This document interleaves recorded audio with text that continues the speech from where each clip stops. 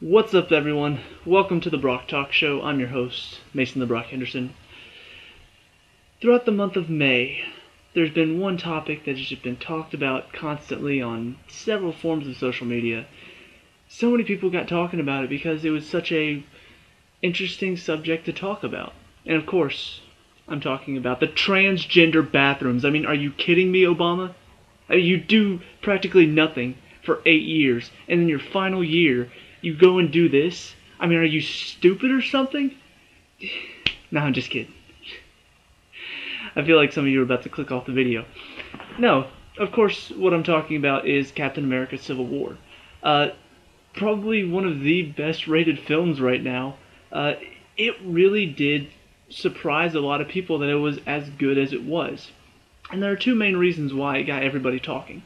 One, it did the Versus movie better than its predecessors, Batman v Superman, and what's really funny about that is that even the people that liked Batman v Superman still said, yeah, there are some problems. The Martha scene, Lois Lane just being forced in the movie, not enough time spent with Superman, it was mainly Batman and then just a little bit of Wonder Woman, and there are a lot of problems that even the people that liked it had. You cross over to Civil War, and even the people who are finding problems with it are saying it's still a good movie.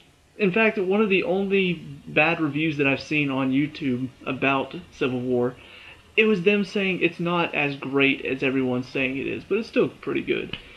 So it's such a contrast between that and Batman v Superman. And the other reason that it's being talked about so much is because it's Marvel's 13th movie in this current setup that they've got going. So it's amazing to think that somehow, even after all of these movies, it's still managed to be probably the best Marvel movie that they've had. So the best thing to do in this situation is to talk about what are your favorite Marvel movies, going from bottom to top. And of course, I'm wearing a Star Wars shirt because I don't have a Marvel shirt to wear. The only Marvel shirt I have is Spider-Man, and it's the Amazing Spider-Man, like the Andrew Garfield movie.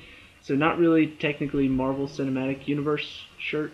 And since Disney bought Star Wars and MCU, I figured this is the next best thing. But I do have this. Get the pizza out the oven! You're not gonna do it? Fine. I'll do it myself. I mean, come on. That's awesome. Anyway, so this is going to be my list of my favorite Marvel movies from bottom to top. Some of these are going to be movies that I just want to see more than the ones below it, and some of them are going to be movies that I thought were better movies. It's all a matter of opinion. I'll give a short little description of why it's so low or so high on the list, depending on where it is. The important thing to remember throughout all of this is just my list. You have your own list, so after you've watched my list, if you even want to watch my list, you can go down in the comments and let me know what your list is, and compare it to mine, see what you think, discuss certain things. So, without any further ado, let's begin. Starting off the bottom of the list, at number 13, I think most people would probably agree, Iron Man 2. Now, the funny thing is that out of this entire list of movies, none of them are particularly terrible movies. I've enjoyed all of them.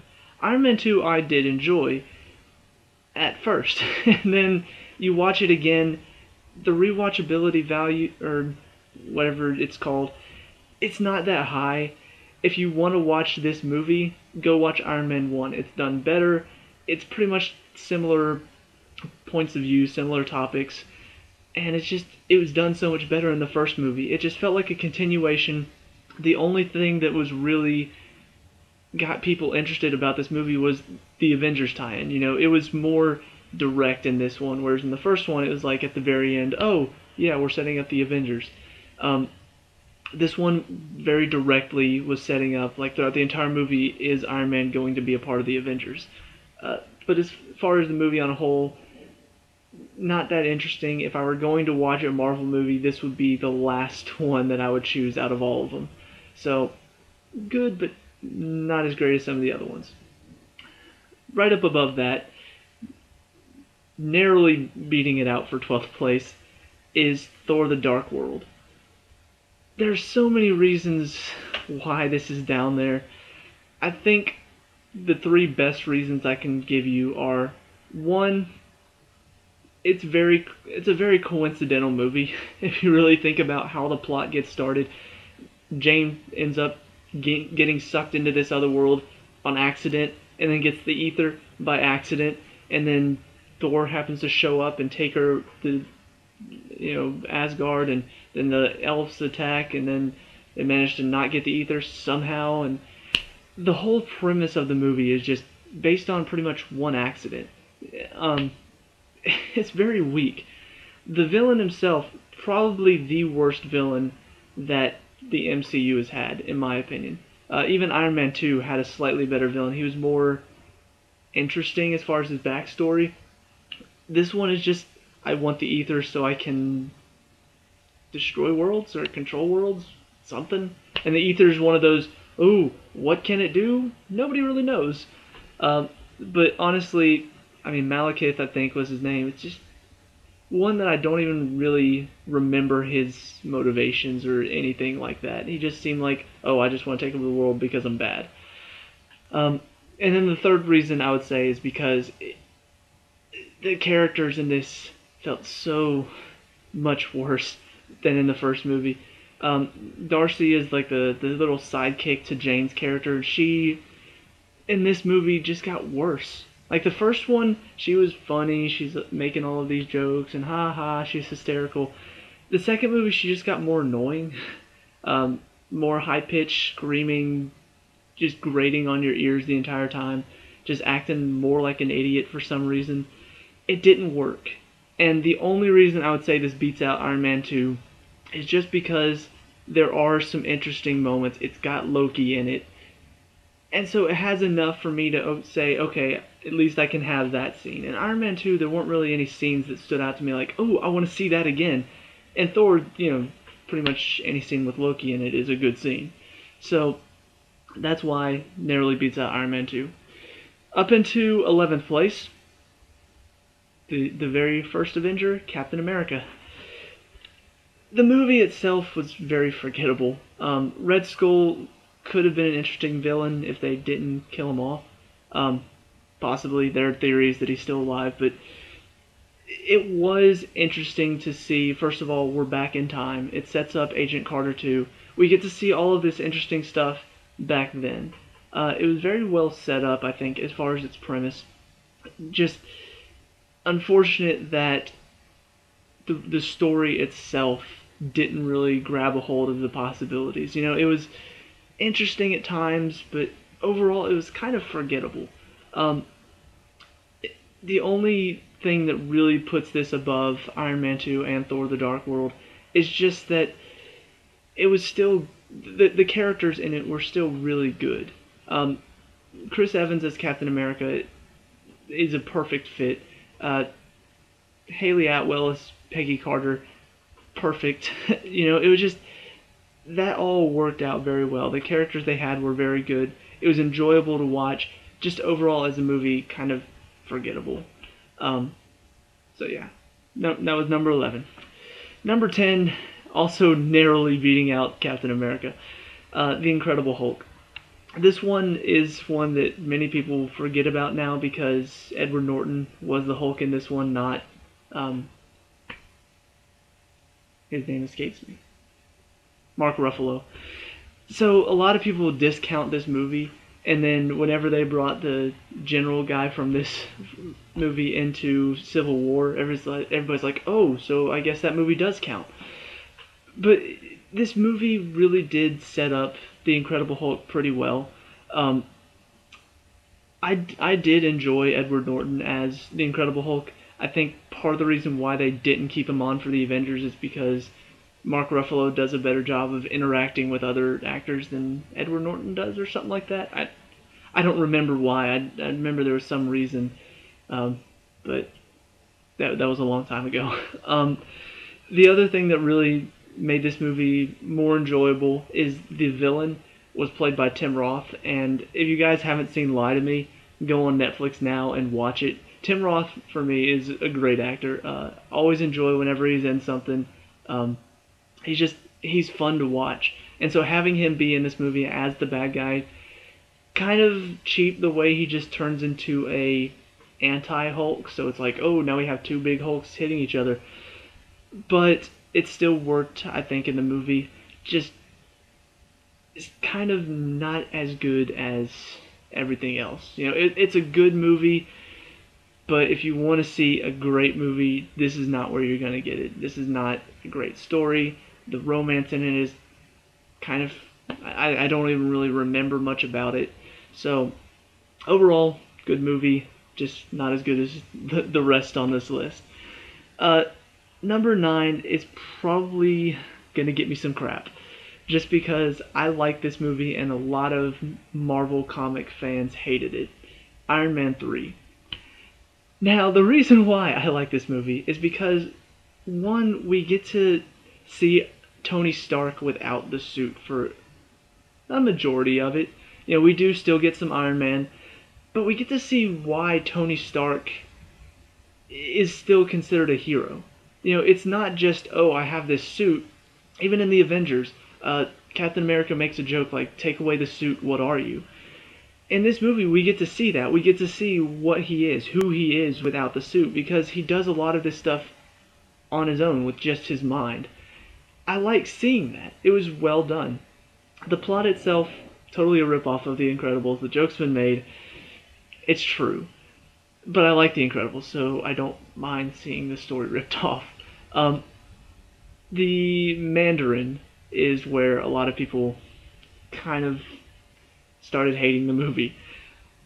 I'm not a comic book person, so I don't know who the Mandarin was in the comics. I know that the guy that was shown on the TV screen, before we found out that it's just a guy acting, that was supposed to be the Mandarin, I think. That was more his character from the comics. So to see him made into just, oh no, I'm just an actor, I'm just pretending, a lot of fans of that character hated it. Me personally, I was just like, it's funny. It wasn't necessarily a twist that made me go, what? I can't believe they did that. But it was funny. Ben Kingsley is the guy playing the fake Mandarin. It was pretty funny to see him just go from, you'll never see me coming, to, oh no, I'm just an actor. I was paid to do this. Oh no, never really killed anybody. And then watching soccer, oh, ole, ole. It was funny for me. So it was still an enjoyable movie. Still, in my opinion, probably a better movie than most people give it credit for. So yeah, I did enjoy it.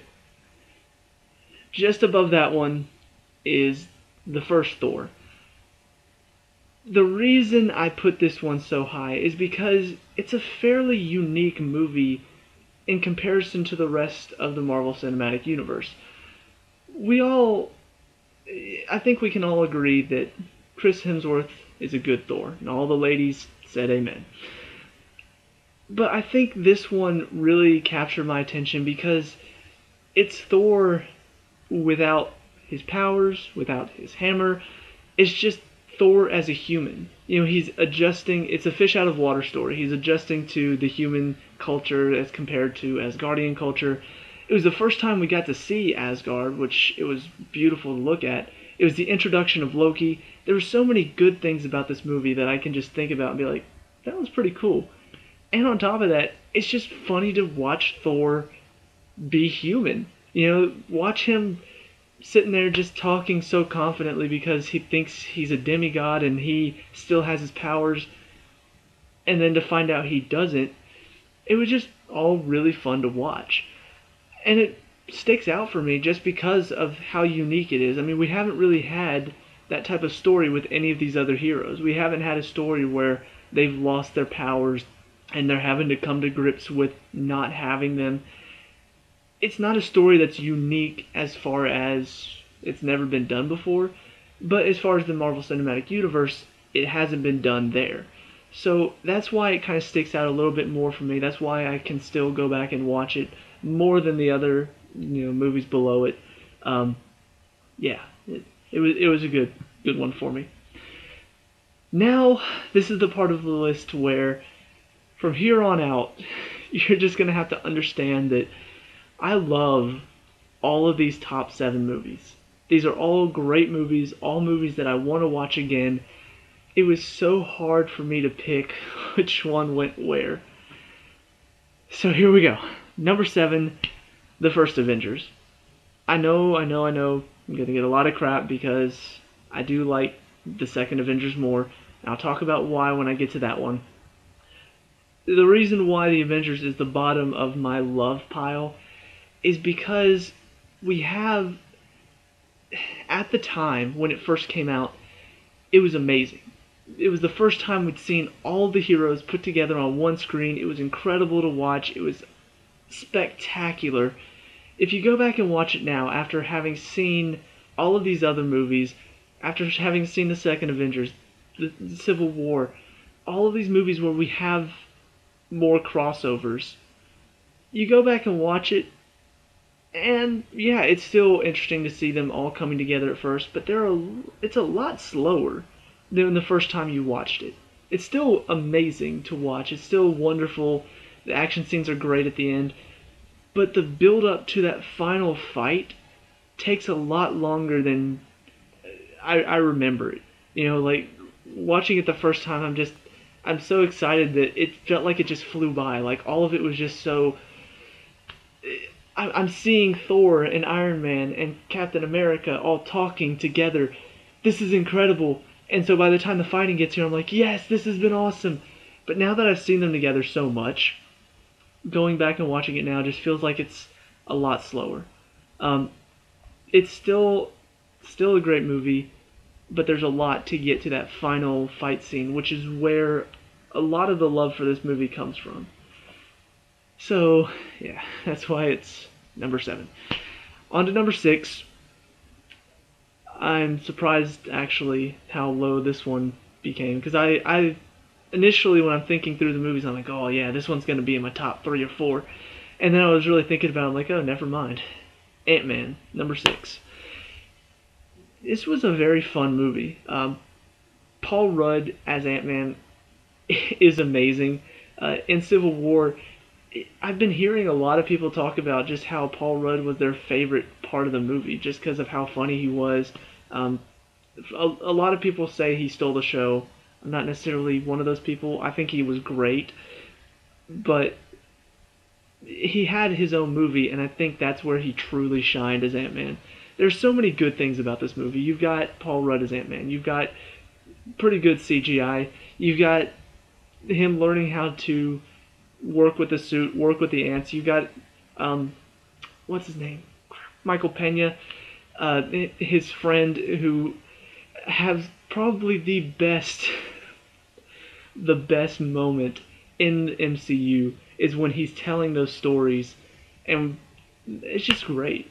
I could watch that over and over and over again and never get tired of it because it's so hysterical to watch. The reason why it kind of falls short as far as my top 7, 6, whatever, is because the villain isn't all that great. You know, he wants to run the company and wants to make a lot of money and created a weapon to shrink people into little goo blobs. I'm just like, what? It was kind of confusing and kind of overall didn't make a lot of sense. But he was still fairly interesting. He wasn't a terrible villain. Having the two, Hank Pym and his daughter, having them help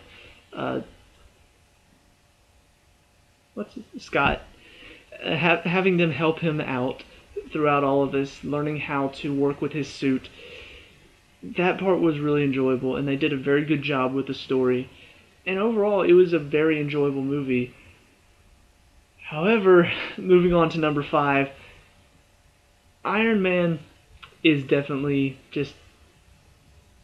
Even though if you go back and watch it now, and you probably go back and think, oh, well, you know, the CGI isn't as good, and you know, the story it's Iron Man. It's the first time we saw any of this on screen. And I went back and watched it fairly recently. And even though, yeah, there were some problems with it, there were some problems with the story, with the characters, the CGI, all of that, it didn't matter because I'm watching it thinking this was the first. This was the first time they set it all up. This was the first movie that kicked it off. So despite some of the problems the movie has, it makes it so high up the list just based on the fact that it's the original. It is the first one to kick it all off. And that for me just makes it a lot more special.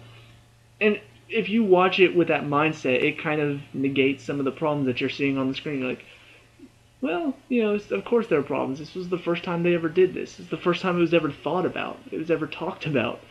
So, yeah, Iron Man, number 5. Not necessarily better than the movies above it, just that's where it deserves to be. So, top 4.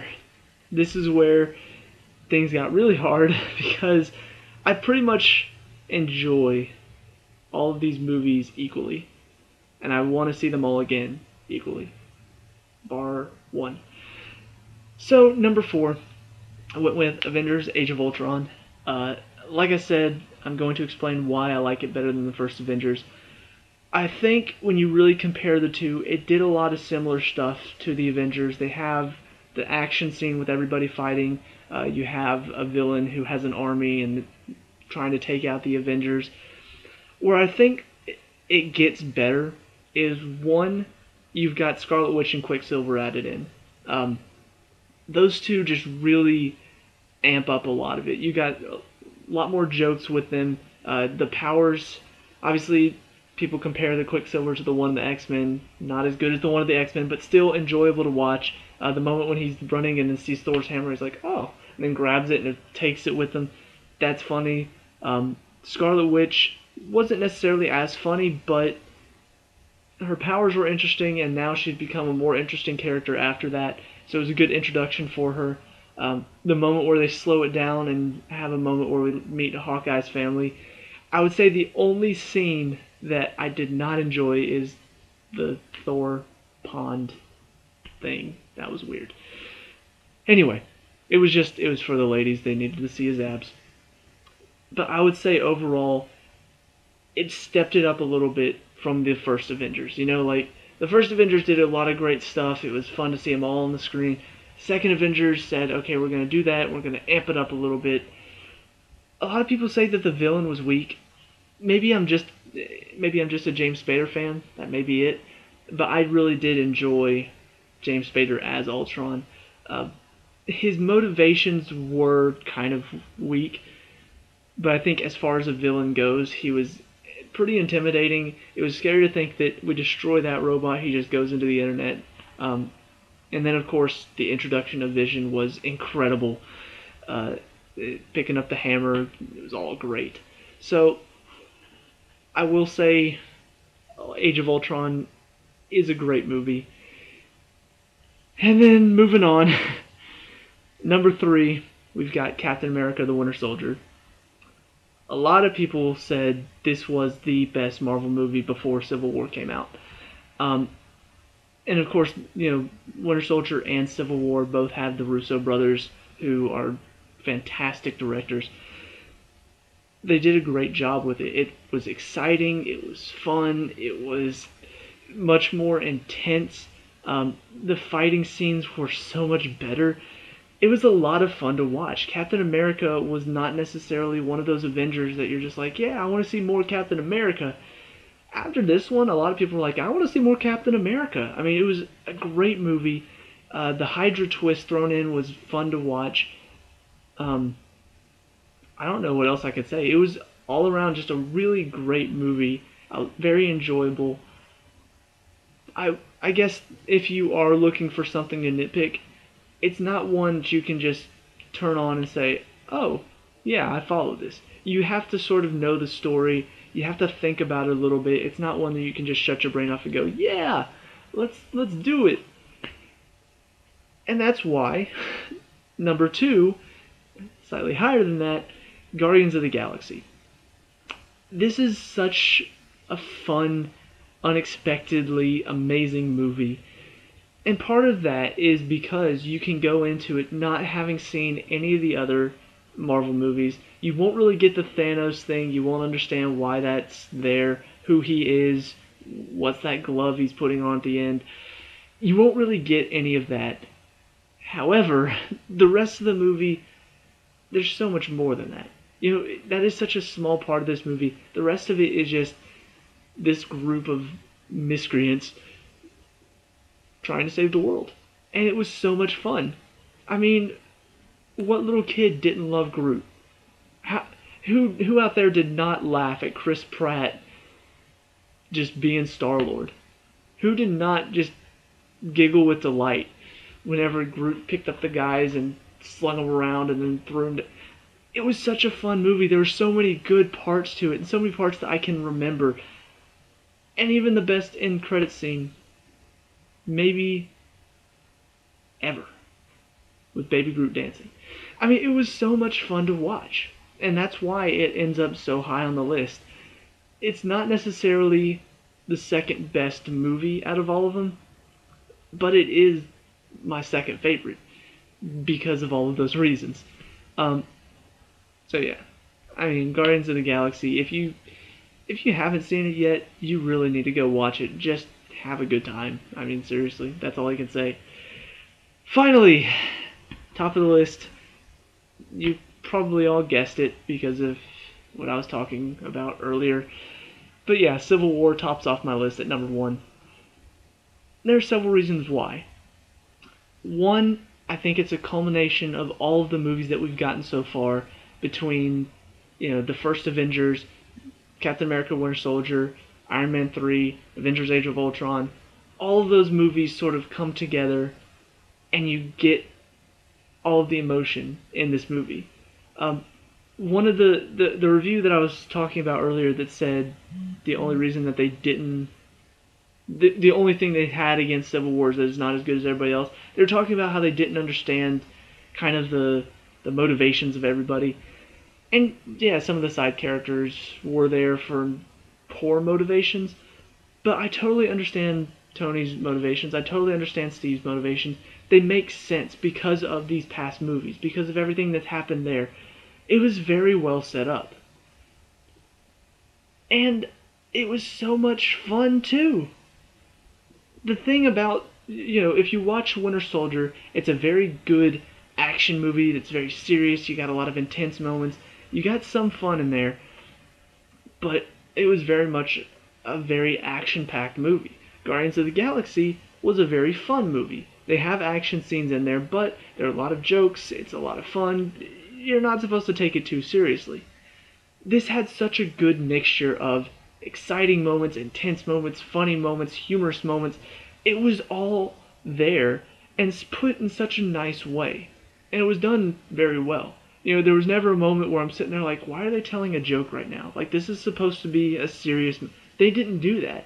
If you haven't seen it yet, I'm going to go ahead and talk about some spoilers to sort of make my point. At the end, Tony finds out about Bucky killing his parents. There are no jokes after that. There's no moment where I'm sitting there laughing because it's not supposed to be a moment where I'm laughing. It's a serious moment. The battle at the airport, a lot of funny moments because it's friends fighting each other, but not really fighting. Like they are... You've got Captain America trying to get his friend Bucky out of there. So they are fighting to try to stop them, but it's not necessarily like a, oh, we gotta stop them now. It's like, it's a bit lighthearted. It's much more fun than you would see in some of the other Marvel movies. And then, of course, at the end, whenever they're flying away, you've got Iron Man and Iron Patriot flying after them, Falcon on their tail, Vision shoots, hits Rhodey. Then it becomes serious, and they tone down the humor because it's a very intense moment. So they did so well at blending the humor and blending the action. And I think the final thing that just sort of sums it all up on why this is my favorite movie, I've never before sat in a movie, had to use the bathroom, and thought to myself, I can't go.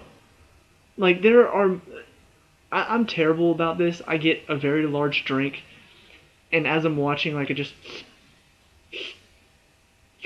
And so by the time the previews are done, I'm already halfway through the drink. So by the time the movie is like 30 minutes left, I'm sitting there like, okay, I can't hold it anymore, I gotta go.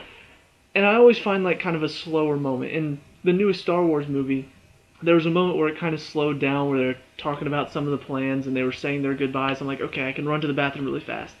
In this movie, there was not a moment that I felt like I could just run to the bathroom really fast. It felt like I was going to miss something every second. Every moment of the movie felt like it was something important. You know, a lot of people may say, oh, well, that's just your opinion. You know, nobody really cares about Captain America and Peggy Carter's niece. Nobody really cares about, you know, Tony Stark going to recruit Spider-Man. In my opinion, it all mattered. You know, these characters are so fun to watch and have been a part of my life now for almost a decade. We're getting there, very close.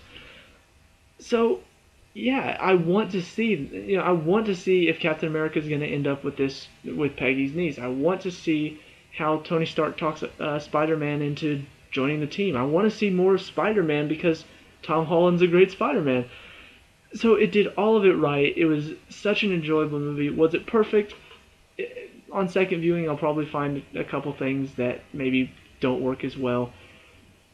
But as far as Marvel movies go, it's my favorite. It's one that I want to watch again and again and again, just so I can pick out all of the moments. In that final, in the airport scene, I want to see some of the people fighting in the background that I maybe didn't see before, and I'm like, oh, look at that move. I didn't see that first time.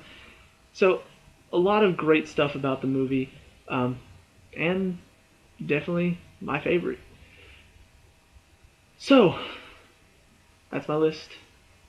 All 13 movies ranked in order of how I liked them.